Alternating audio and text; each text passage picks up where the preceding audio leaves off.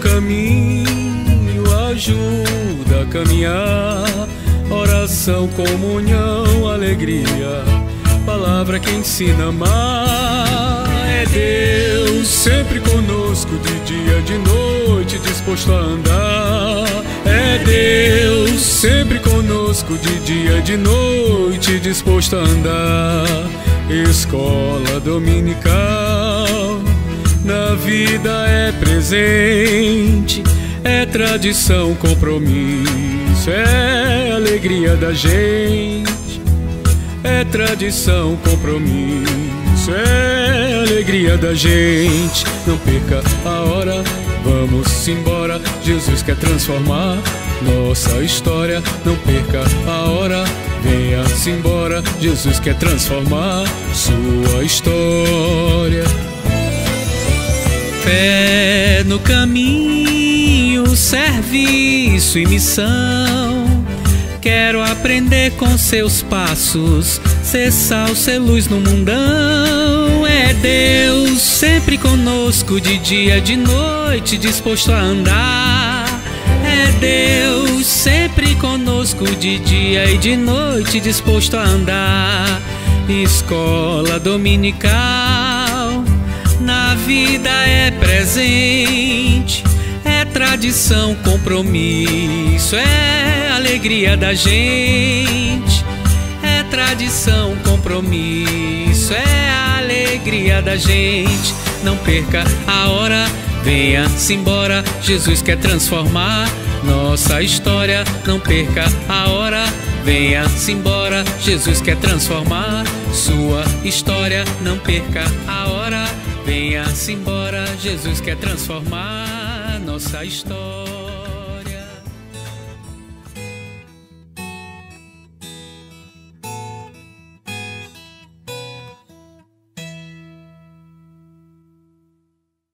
Olá, bom dia, caro irmão, querido amigo, graça e paz.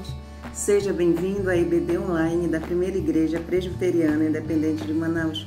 Estamos felizes que mais uma vez você esteja conosco aqui para aprender um pouco mais sobre o nosso Deus.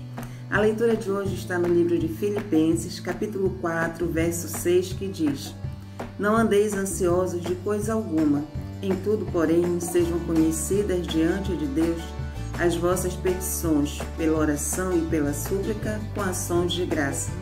A ministração de hoje será com o pastor Evandro Soares, que trará o estudo O Poder do Reino. Deus abençoe a vida de cada um.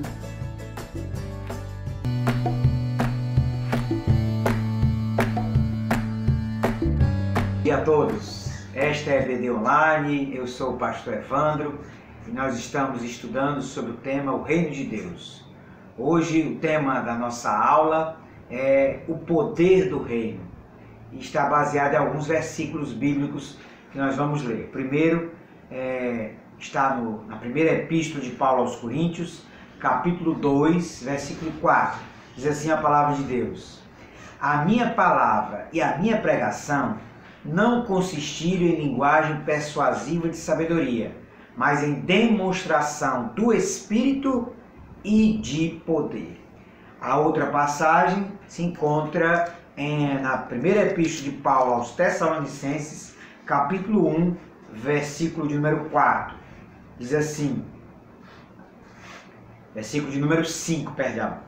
Porque o nosso evangelho não chegou até vós tão somente em palavra, mas sobretudo em poder, no Espírito Santo e em plena convicção, assim como sabeis ter sido o nosso procedimento entre vós e por amor de vós. E a terceira passagem se encontra em Romanos, capítulo de número 15, versículo 18 e 19. Diz assim a palavra de Deus: Porque não ousarei discorrer sobre alguma coisa, senão sobre aquelas que Cristo fez por meu intermédio, para conduzir os gentios à obediência por palavras e por obras, por força de sinais e prodígios, pelo poder do Espírito Santo, de maneira que desde Jerusalém e circunvizinhanças até ao Ilírico tenho divulgado o Evangelho de Cristo. Amém, meus amados. Nós queremos então estudar sobre esse tema, o poder do reino. Nós sabemos que o reino de Deus é um reino diferente dos reinos deste mundo. O domínio de Deus, o reinado de Deus, é um reino que está em contrapartida aos reinos deste mundo. O próprio Jesus disse que o reino dele não seria deste mundo. Então, a natureza do reino de Deus é uma natureza diferente dos reinos deste mundo.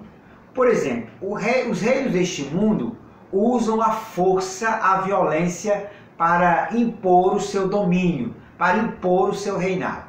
O reino de Deus, o poder é totalmente diferente. Não é pela violência, não é pela força, mas é um poder totalmente diferente na sua natureza do poder mundano. O poder deste mundo, além de usar a força, a violência, usa o militarismo, usa as armas. E o poder do reino de Deus é totalmente diferente desse poder do mundo. Então, qual seria essa natureza do poder do reino de Deus? Então nós vamos estudar pelo menos 3 questões que mostram para nós, a partir desses textos, como o poder do reino é totalmente diferente dos poderes dos reinos deste mundo.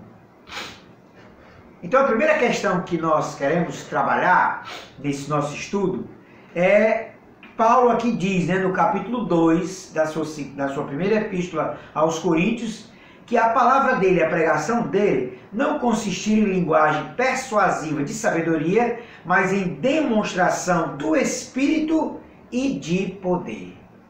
Portanto, a primeira questão que a gente pode trabalhar aqui é que o poder do reino é um poder sobrenatural.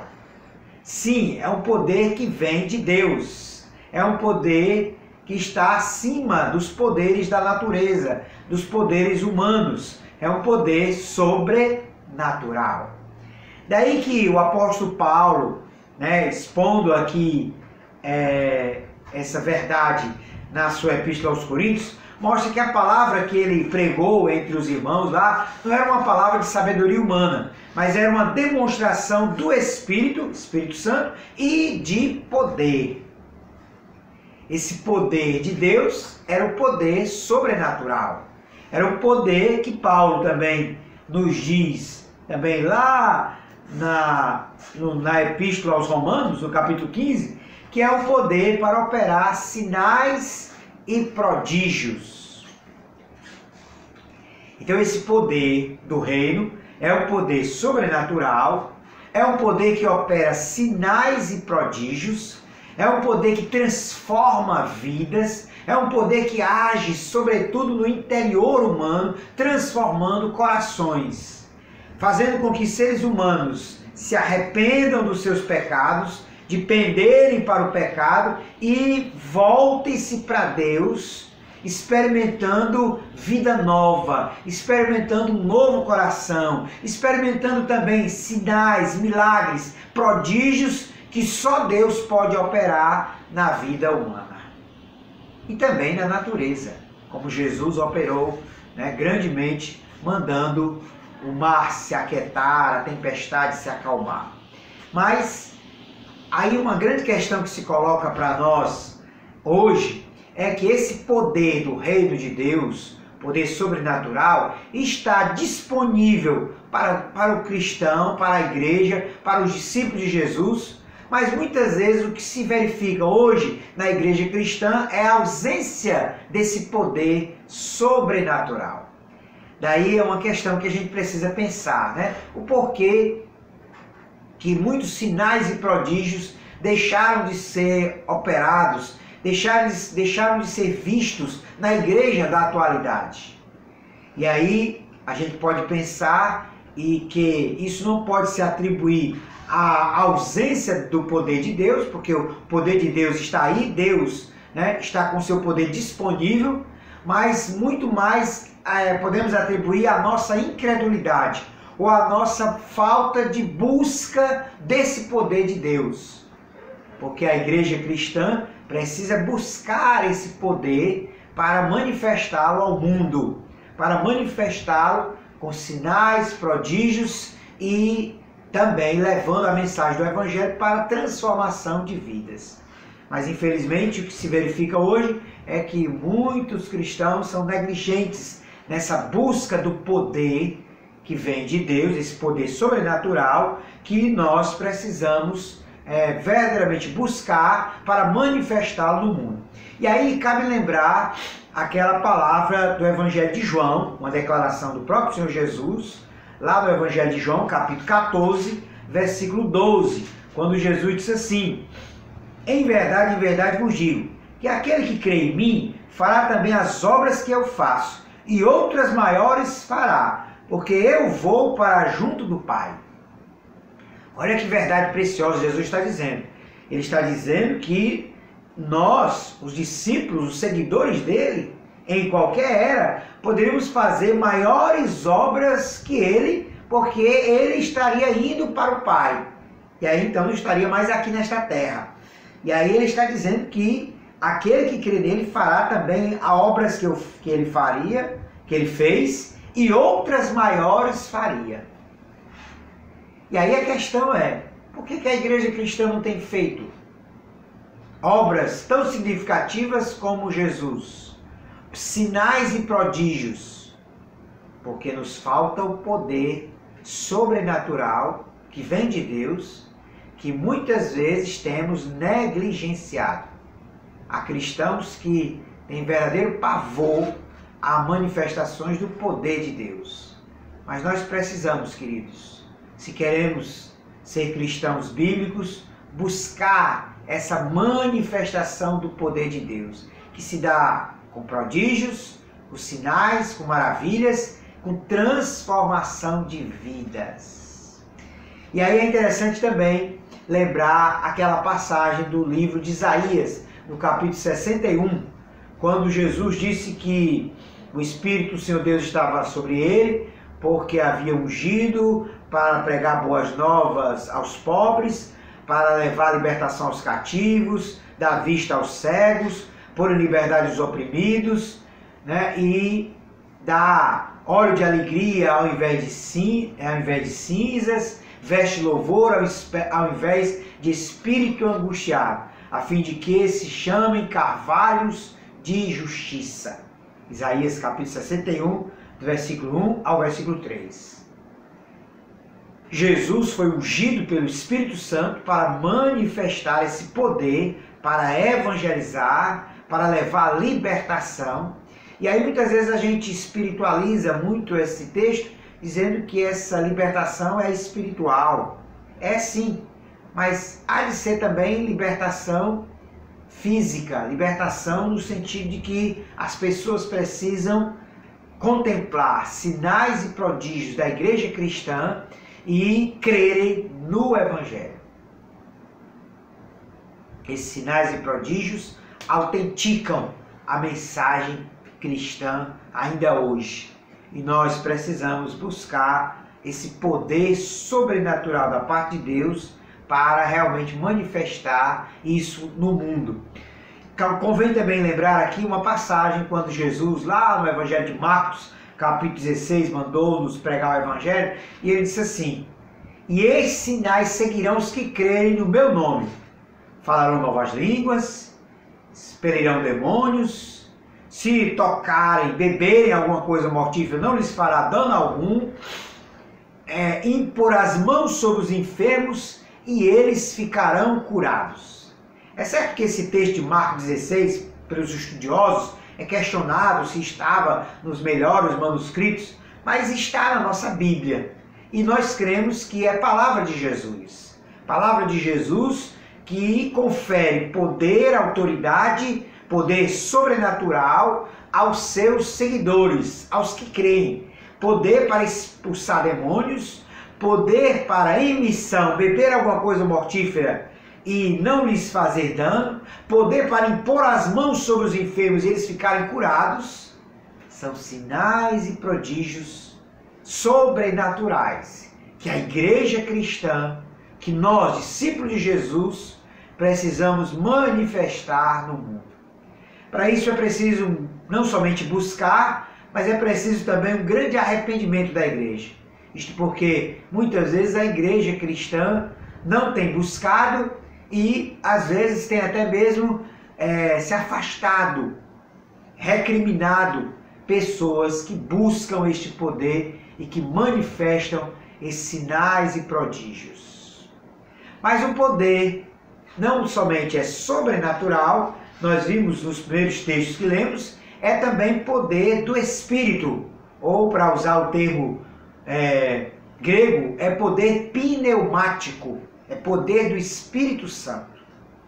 E aí nós temos várias passagens bíblicas que atestam isso. Uma delas, Atos 1:8, né, quando Jesus disse, mas recebereis poder ao descer sobre vós o Espírito Santo e ser-me-eis testemunhas. Então, desde Atos dos Apóstolos, desde o Pentecostes, a igreja recebeu o poder do Espírito Santo para manifestar o reino de Deus na face da terra. A grande questão é que muitas vezes nós temos entristecido o Espírito Santo e temos pouco buscado o Espírito Santo para essa manifestação de poder. Aqui vale lembrar uma frase do Francis Chan, famoso autor americano, escreveu um livro chamado Deus Esquecido, que é sobre o Espírito Santo, quando ele tem uma frase assim lapidar, ele diz assim: se eu fosse Satanás e o meu objetivo final fosse frustrar os propósitos de Deus e do seu reino, uma das minhas estratégias seria levar os frequentadores de igrejas a ignorar o Espírito Santo.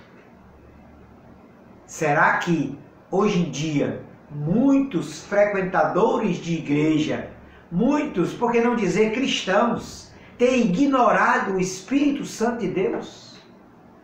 Com isso, o poder de Deus não tem se manifestado.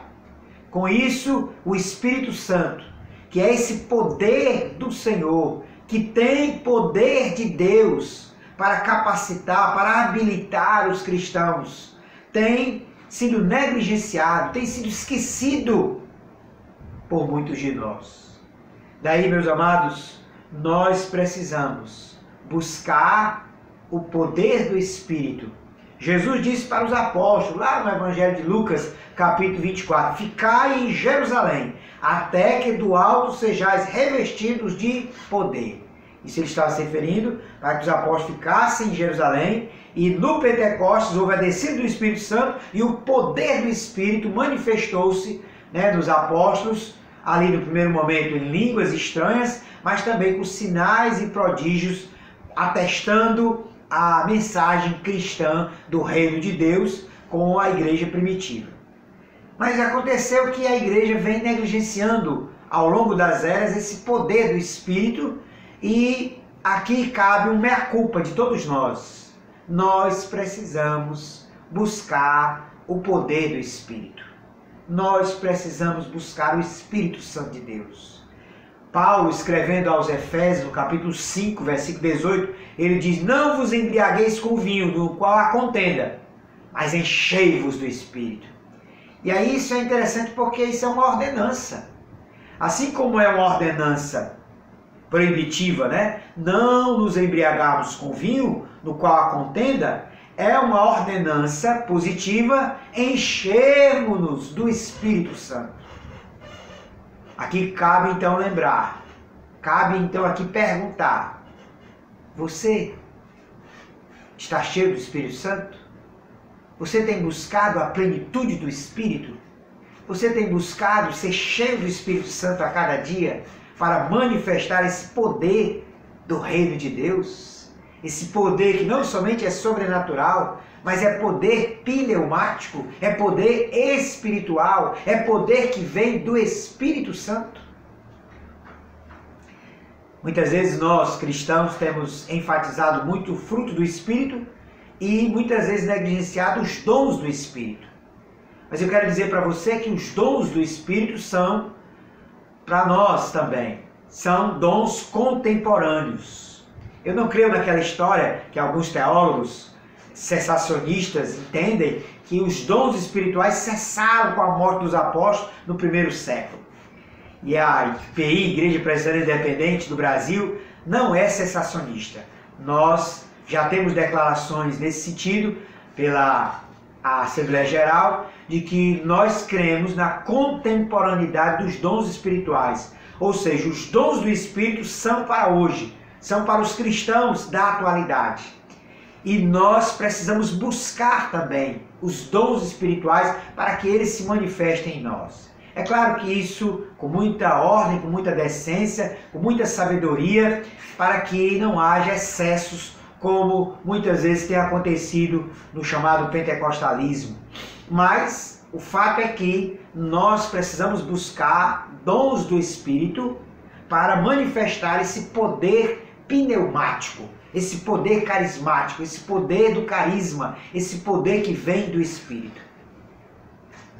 Caio Fábio, aqui na década de 80, escreveu um livro onde ele colocava essa questão de que muitas vezes abundam carismas, dons, né, às vezes na liderança cristã contemporânea, mas muitas vezes falta caráter.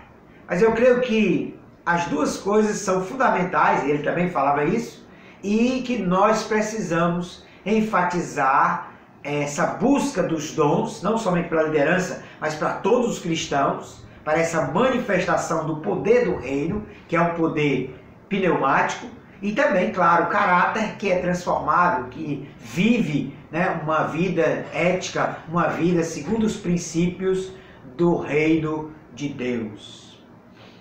Daí nós podemos passar para um terceiro poder. Não somente o poder do reino é um poder sobrenatural, né, que vem de Deus, é um poder pneumático, que vem do Espírito, mas ele também tem uma terceira característica. Ele é poder missionário. Isto porque o poder do reino é um poder que nos habilita a expandir, a propagar, a pregar, a anunciar, a multiplicar a mensagem do reino neste mundo. É um poder missionário. E aí então o texto de Mateus capítulo 28, chamada Grande Comissão, né? Quando Jesus disse: ide, portanto, pregar o evangelho a toda criatura, ou ide, né, fazei discípulos de todas as nações, pregando, anunciando, né, fazendo discípulos, batizando em nome do Pai, do Filho e do Espírito Santo, ensinando-os a guardar todas as coisas que eu vos tenho dito. Esta mensagem, ela precisa ser propagada, ela precisa ser anunciada no mundo todo. E para isso nós precisamos do poder do reino de Deus. Esse poder que nos impulsiona à missão, esse poder que nos leva a testemunhar, esse poder que nos leva a falar de Cristo, a falar do reino de Deus, a falar do amor do Senhor para todos quantos nos cercam. Será que hoje em dia cristãos têm falado desse poder do reino? Será que hoje em dia cristãos têm sido propagadores dessa mensagem? Têm sido missionários? Muitas vezes as pessoas entendem, cristãos até entendem, que a missão é somente para aqueles que foram designados como missionários. Mas todos os cristãos são missionários. Todos devemos propagar, devemos pregar, devemos compartilhar, devemos testemunhar a mensagem do reino.